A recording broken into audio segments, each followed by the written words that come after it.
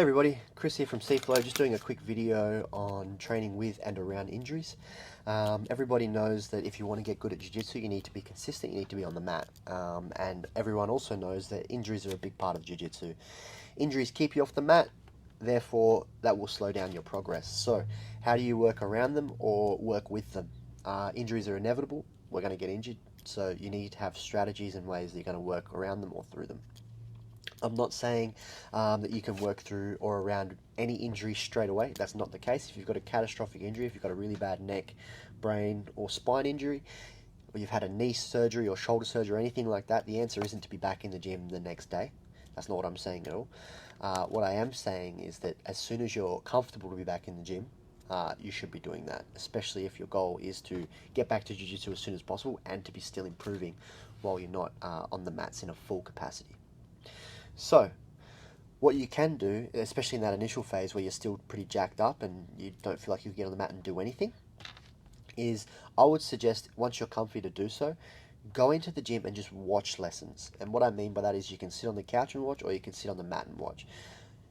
It's amazing how much you can learn from watching people move, drill, the way they drill, the way they roll, all these types of things. You can learn so much from watching others do things, especially if you're paying attention while you're watching, you're not just watching. So if you are even in that initial phase where you can't drill anything, everything's still too sore, if you're comfy enough to get into the gym, I would suggest that you do that as soon as possible. If you can sit on the couch, that's awesome.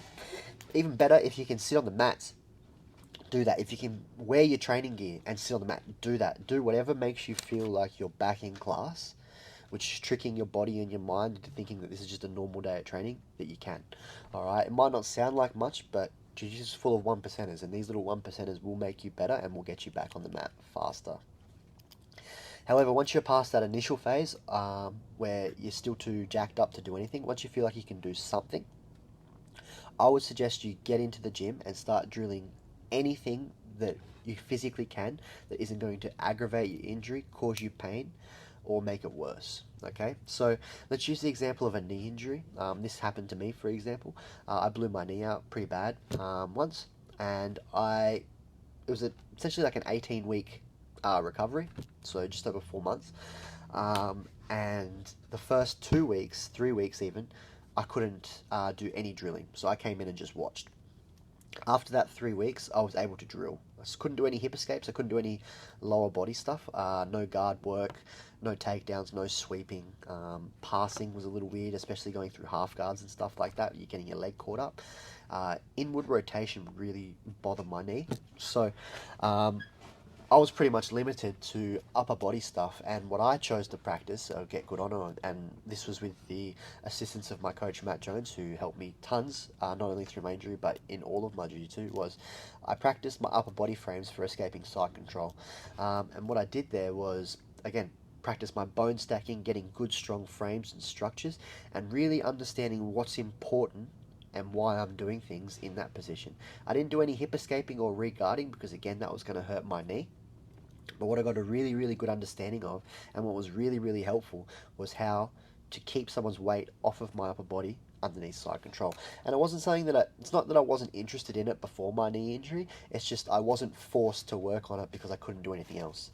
My injury, though, did this kind of cool thing where I couldn't do anything else, and it kind of made me focus on something that was really important that I probably wouldn't have put time into otherwise.